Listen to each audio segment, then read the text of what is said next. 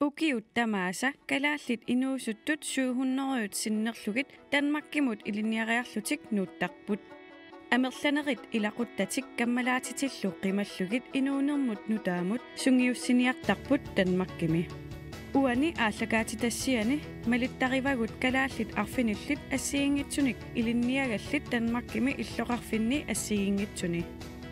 Iliniakkamut pileriisamut aallartinnikuugaluarlunimi imaangilaq inuuneq nutaaq ajornaangiinnartoq. Niveauet er bare vanvittigt højt hernede. Og der er ikke nogen, der holder dig i hånden. Der er ikke nogen, der vækker dig om morgenen. Selvfølgelig er det hårdt, når man har mødt sin grænse og erkendt, at der er en grænse.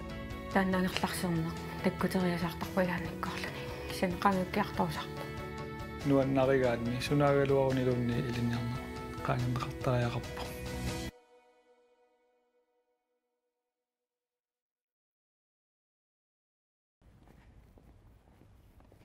Det er det bygningen 34, og der har vi både kontor, og så bor de værnepligtige ovenpå.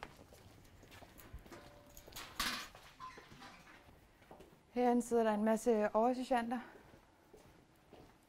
og en minion. Og ad trappen her, der bor de værnepligtige ovenpå. Der har jeg selv boet. Herinde har vi befalingsmandskontoret. Hvis en værnepligtig eller en menig skal ind på kontoret, så er der en bestemt procedure, de skal følge for at komme ind. Og der er pænt og ryddeligt, utroligt. Så har vi typisk en computer, hvor vi sidder og forbereder lektioner, vi skal afholde. Har du siddet her? Jeg har siddet her. Det er mit gamle skrivebord. Der har vi en masse. Ja, vi har nogle tavler. På sidste hold, der introducerede jeg den der, fordi vi var en del befalingsmand, og vi skulle finde ud af, hvor vi var og hvornår vi havde fri og sådan noget, så vi kunne koordinere indbyrdes. Og her bruger vi ikke så meget tid. Vi bruger mest tiden ude med de værnepligtige, når vi er udenfor. Og som man kan se, så har man sent fri. Møder tidligt, har sent fri. Og sådan er det stort set alle uger. Og så er der nogle dage, hvor man afspacerer, eller man er på kursus. Det er vores logo, hvis man kan kalde det sådan. Det har hvert kompagni. Og så har de også, et kampråb. Eller et citat, der understøtter.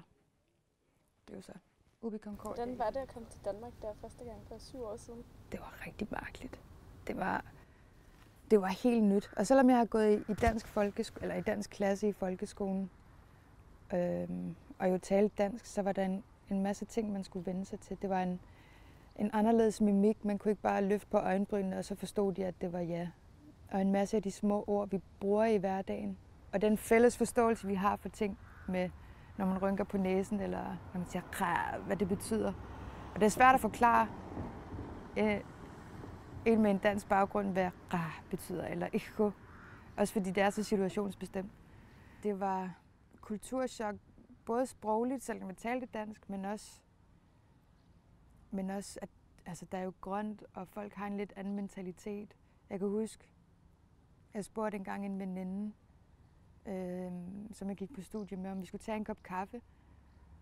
Og så hævde hun nærmest sin kalender frem og sagde, den 27. der har jeg tid til at drikke en kop kaffe. Og så tænkte jeg, okay, kan vi ikke gøre det nu, eller hvad? Vi har tid nu jo. Så der er noget... De var ikke så spontane, som man er vant til derhjemme. Og jeg tog ikke tingene lige så afslappet, tror jeg. Så det skulle man også vende sig til. Det her, det er pudsestuen. Der vedligeholder man alt sit grej, sine støvler og sørger for sine skjorte og strøget og sådan noget. Hvor tit? Hver aften. Den eneste grønlandske værnepligtige, vi har, han bor derinde. Hvad er reglerne med kat? Med baretten? Indenfor tager vi den af, og når vi bevæger os udenfor, medmindre det er et hurtigt ærende, hvor du skal bære noget ind, så skal vi have den på.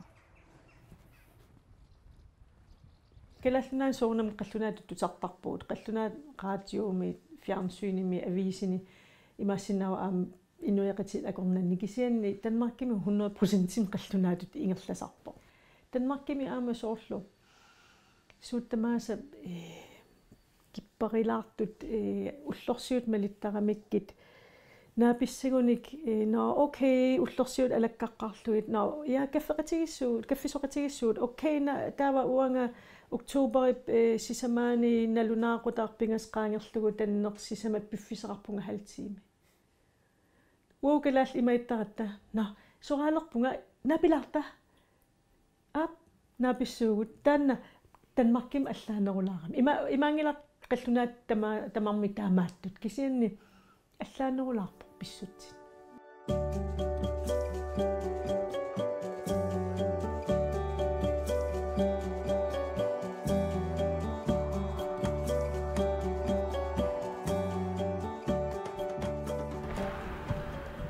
Avalak, det er sådan lidt. Det kan man egentlig bruge, som man vil. Man kan bruge det som et feststed, eller man kan bruge det som rådgivning. Jeg har brugt det meget som sådan et sted, hvor man kan gå ned og ikke skal forklare sig. Altså, man skal ikke forklare sin humor. Man skal ikke forklare, at man rent faktisk er grønlænder, eller at man ikke er, eller hvad man nu vil forklare sig. Altså, det er bare sådan et, hvor man kender alle egentlig, uden at kende folk. Også dem, man egentlig ikke rigtig kender, dem kender man rigtig hurtigt. Så kender man nogen, der kender dem osv. Det er sådan et, egentlig bare et frirum. Det er Grønland i Danmark for mig. Der er faktisk ikke nogen af os, der er medlem, vel? Nej. Ingen af os, der er med. Det er okay. Vi laver alt muligt. Vi spiser sammen, vi sidder og spiller nogle spil, eller vi tager ud og bowler sammen, og sådan nogle forskellige ting. Og så er Avalak sådan større set er jo de studerendes stemme, altså alle de studerende, der ikke er i Grønland. Alle dem i Danmark og i udlandet, det er deres stemme i forhold til politikere derhjemme og her i Danmark også. Så alle sådan nogle forhandlinger omkring SU og vores bogstøtte osv., det kører igennem Avalak. Det er Avalaks repræsentanter, der mødes med politikerne derhjemme og ligesom skal tale vores sag. Så jeg synes, det er en vigtig ting, at vi har Avalak. Så står der DGH Intro. Det er her på søndag og mandag. Vi skal have nogle oplæg fra helst gerne studerende. Vi er egentlig ikke så mange studerende i bestyrelsen længere. Hvornår var det? Søndag og mandag. Jeg tror kun, vi skal være her søndag. Det er kun søndag og Og mandag. mandag tager de op på uni. Okay. Det var jo det, vi gjorde sidste år, hvor man lige fortæller om, hvad Avalak. Det kan jeg måske godt bare gøre. Altså det handler bare om at fortælle om Avalak og hvad vi kan og hvad vi gør. Jeg kan desværre søndag. Ja. Ja. Det er lokalforeningen. Jeg kendte jo ikke et øje, da jeg flyttede herned. Jeg kendte Nina, min kusine, og så nogen af dem, der var på huset. Altså, vi er jo primært nede i det grønlandske hus, når vi er sammen. Det er også lidt sådan, når man flytter herned, og man starter på et studie. Det er ekstremt overvældende. Bare det. Også, altså, en ting er, at man flytter til et helt nyt land. Man skal finde et sted at bo, man skal starte på et nyt studie, man skal lære 200 nye mennesker at kende på én gang, samtidig med, at man faktisk skal performe på det studie. Det er vildt hårdt. Så ja, der brugte jeg det rigtig meget til bare ikke noget i princippet. Altså man er der bare, og man er der bare sammen. Og når det så blev for meget, så gik man hjem igen. Altså hvis man var færdig med at være social, så gik jeg jo bare hjem igen. Men egentlig så var det bare sådan et sted, hvor man ikke var i gang med at lære hinanden at kende. Der var bare et fællesskab helt naturligt. Og så har der været nogle perioder, hvor jeg nærmest slet ikke har brugt det, fordi at så har jeg fået en masse gode venner hernede. Eller har haft familie, som jeg kunne bruge i stedet for. Eller sådan. Altså, så Avalak er der altid. Man kan tage, når man vil, og man kan lade være, når man ikke vil.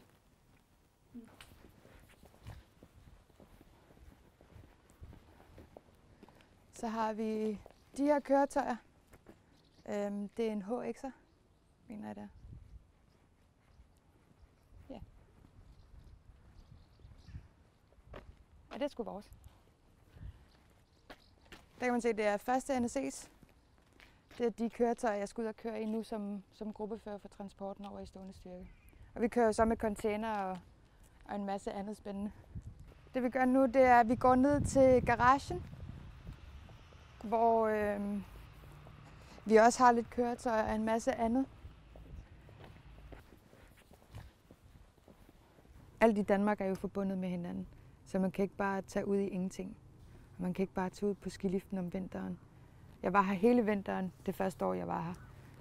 Og jeg kunne godt mærke, at jeg har stået rigtig meget på ski, og hver vinter var jeg bare ude på skiliften hele tiden. Og det kan jeg godt mærke, det savnede jeg hernede. det fællesskab, der var ude på skiliften. Jeg er jo vokset op ude på skiliften. Men også ens søskende. Mine søskende var meget små, da jeg flyttede til Danmark. Og min første jul blev også holdt hernede sammen med min svigerfamilie. Men der kunne jeg godt mærke, at lige pludselig så går man fra, at det er irriterende, at Nana og Dada, de hele tiden er der, til rent faktisk at savne dem og mangle noget familiært. Ja.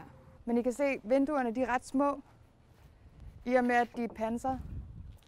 Så vi har det, man kalder en vognkommandør. Så når man ikke selv kan se ud til højre, hvis man skal til højre, så kigger sidemanden altid ud og siger højre fri, og så ved man, at man kan køre ud. Ja, de er ret svære at køre. Af hvad jeg har hørt, i hvert fald. Lidt mindre lastbiler, de er meget nemmere.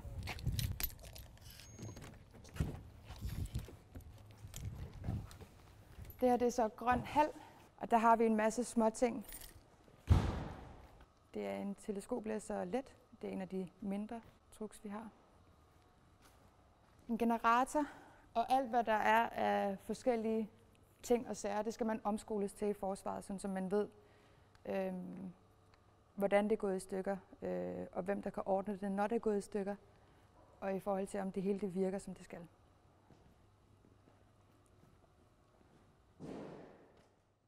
Altså, man bliver meget selvstændig, når man er alene i store Danmark. Men man vender sig hurtigt til det, og selvfølgelig får man også en omgangskreds hernede. Og så ved man altid, at man kan komme hjem i hvert fald 1 gang om året. Ja. Og som studerende, så har man jo været en hel måned, 2 måneder.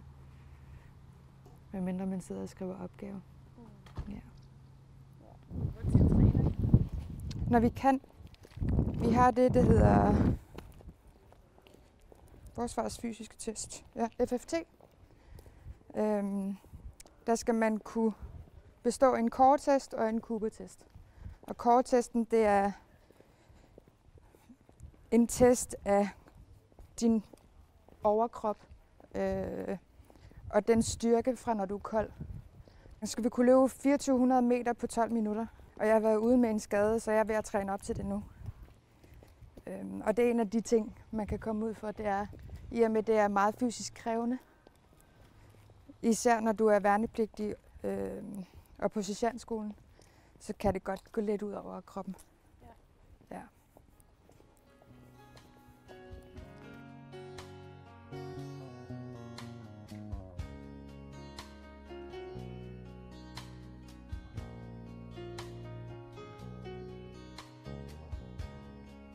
Har vi en indtægtsudgift? Nej.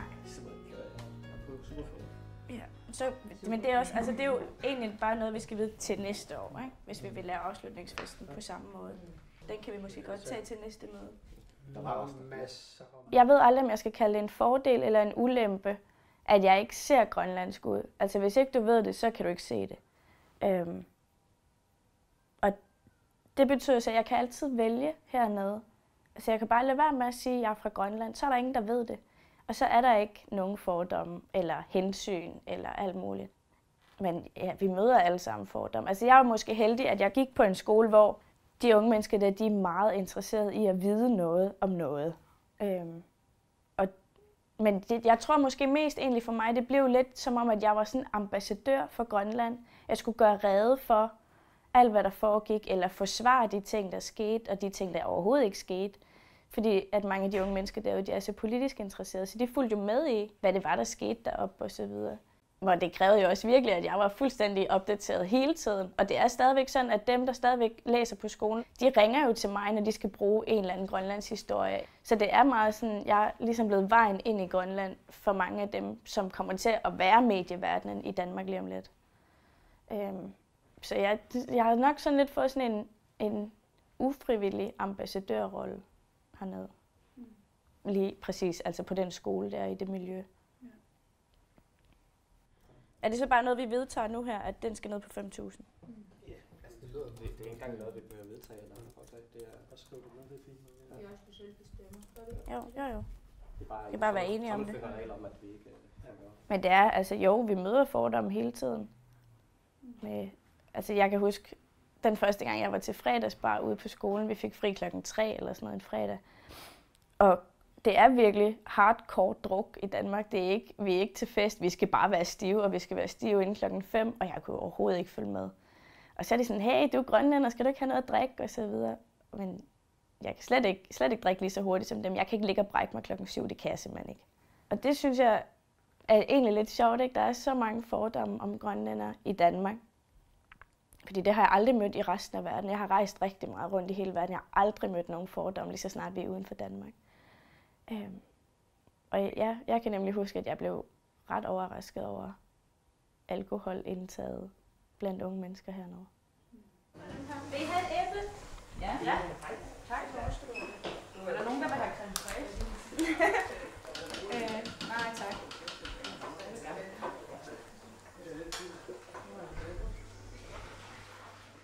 Som værnepligtig, der lærer du blandt andet at sove, når du kan. Det vil sige, hvis der er 20 minutter, når vi skal køre ud i terrænet, så sover du der. Og selvfølgelig sover vi ikke i undervisningen. Der er altid den klassiske grønlænderstiv. Og der er mange folk, de kan ikke finde ud af, hvor jeg kommer fra, fordi jeg har sådan lidt asiatiske øjne, men lyse øjne, og så har jeg lyst hår. Så de kan ikke rigtig finde ud af, hvor jeg kommer fra. Og så hører man nogle gange, hvis de har set nogen i parken, at så ligger de bare der grønlænderstive. Og jeg har også mødt det her i forsvaret, hvor det måske også er sagt i sjov. Og det er jo også interessant i sig selv. Jeg tror, det er en form for forsvarsmekanisme, når folk de møder noget fremmed, at så bruger de den fordom til at beskytte sig selv for deres egen uvidenhed. Og det vi ser her, det er generalens skov, kalder vi det. Og der lærte jeg bare fra starten af at sige fra. På Sergentskolen for eksempel, der stillede jeg mig foran delingen og sagde, at det der med fordom om at være grønlænderstiv og ryge hash hele tiden, det finder jeg mig ikke i. Det passer ikke. Jeg er et menneske, ligesom alle andre. Og jeg er her for det samme, som jeg er. Men jo, altså, det er jo skræmmende nogle gange, hvor lidt de ved om Grønland hernede. Og der må man nogle gange tage det på sig og uddanne dem lidt i, hvad det vil sige at være grønlænder i dag, og hvor vi kommer fra. Ilannik med Louise Arbo avisit allaaserisaramikkit kalaallit Danmarkimi najuaqinngitsut hjemløse аққусинерм наjuaqartut Christianshavnstormi аалакоортут тааккуа налуарсоо аллаасериуааннартараат таамааппут қаллунаат амерланеруппут аққусинерми таамааттут кисиан таакку аллаасеринеқарн аярпут иммаа калааллит ила аллатут исиккоқалаарамик таама лугинеқартарамина уна калаалиуо окей таа калаалли тамармик имериуттууппук илинниарникуунгиллат наjuaqarfeqinngillat илинниараани Danmarkimi læsegruppit atortoruissuugami илинниартут атаатсимоорлутик группиккаарлутик иммин икиоқатииллут илаамисигисимаппуннаами уа læsegruppеқингиланга оқарникуугамик калаалиу гаматаа илагерусунгиккаанга кисиан қуянартун қақутигуинна таанна наапиттарпарпут таа оқартарпу иллнаммин аама таава тунисариақарпутит оқарлун уаса пингиланга соорунами уа илис læsegruppitsin аама тунниуссассарпунга оқалаарлуни таа тунуаннарна оқарлун ангила таусусса ила калаалиуллута илаанник таамааттаратта утерииттаратта таусусса суккаваллаартум таама оқарлу имаа наммин канилаарлугит оқарфигаллугит илуму уат аам уаниссиннаунга илинниартуун илисситут илинниартуунгамаани налигиппугут кисин қақутигуиннақ наапиттарпарпу таана қуянартумик. Det er vores stadion, kan man. Og det er hernede, vi løber de fysiske tests. Ja. Det er det. Vi er så privilegerede, at vi har sådan et CrossFit-rum, og så har vi et styrkerum.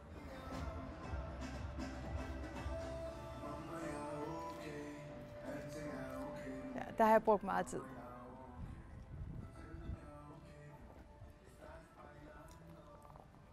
Har du tænkt dig at måske tage den her uddannelse med dig hjem til Grønland?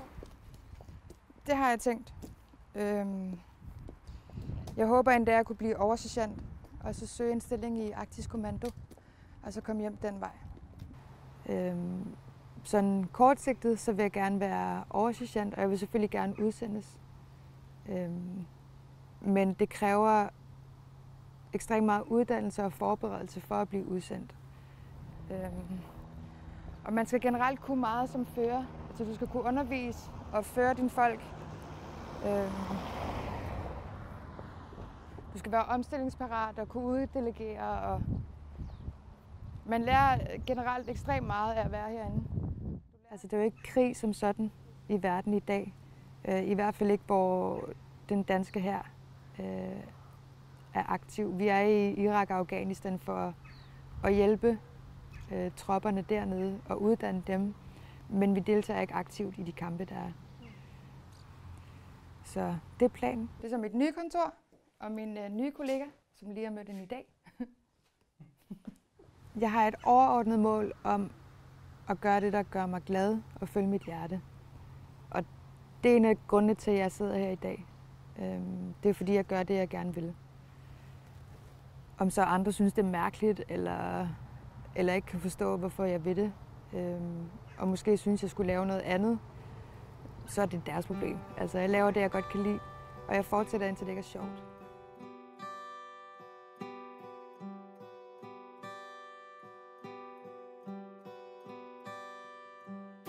Hvis jeg skal sige til nogen, at de skal... Altså, jeg vil aldrig sige til nogen, at de ikke skal gøre noget. Fordi et eller andet skal man gøre. Og så synes jeg bare, at man skal kigge ind på sig selv og være realistisk. Hvis man er pisse dygtig og vildt intelligent på grønlandsk, hvorfor skal man så ikke læse på grønlandsk? Selvfølgelig skal man det, og det kan man jo nu. Der kommer jo flere og flere uddannelsesmuligheder hjemme i Grønland. Hvis man er aller mest velfungerende på engelsk, så skal man selvfølgelig læse på engelsk. Fordi det kan vi også. Det er der også mulighed for. Vi har frit valg på alle hylder i forhold til, hvor vi gerne vil læse henne. Altså, vi må fuldstændig selv vælge. Så, altså, jeg tror bare, at vi skal lære det, selvom at målet er, at vi skal være pisse veluddannede alle sammen lige om lidt, og selv kan styre vores eget land. Så må det må også godt, altså, der er en vej dertil, og det er ikke altid den hurtigste vej, der er den bedste vej. Så tænk så lidt om, og ligesom kigge på sig selv.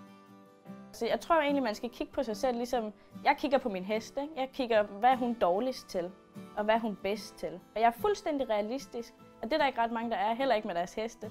Men så ved jeg, hvad er det, der skal til, for at den bliver bedre, sådan og sådan og sådan, og hvad er hun bedst til. Og sådan tror jeg også, man skal kigge på sig selv og sige, at jeg er vildt god til det her, og jeg er vildt dårlig til det her. Og det der med at sige, at jeg er vildt god til det her, det er noget, Grønland ikke kan finde ud af, og grønlændere. Det er noget, jeg har fået at vide rigtig mange gange i Danmark.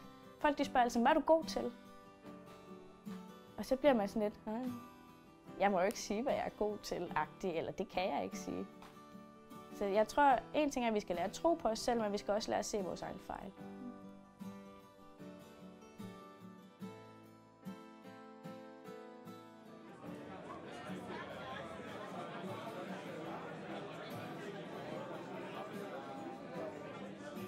Jeg havde ikke taget den her uddannelse, hvis jeg ikke havde en lærer, som jeg så virkelig meget op til, en danserlærer fra København, som sagde sådan, du skal gøre et eller andet, du skal virkelig gøre noget af det her.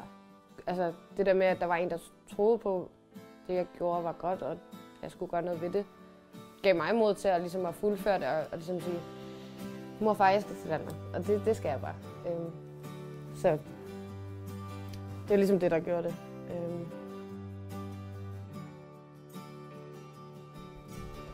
Taawali аллаттуисарфиму аллаттуисуаннарлута каналсоqaasaqatingiliuqaangattaasорlu аллартиттарпут subject object уллутиллуга таа оқалуулкимуллерсаатиллуга тауна лимистуеqaаллармуинуммерпу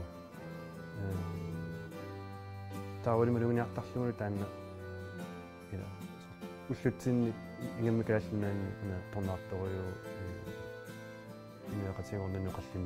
намминерсуни виммиссақ таанна ассеэққартарнаартупилуссуо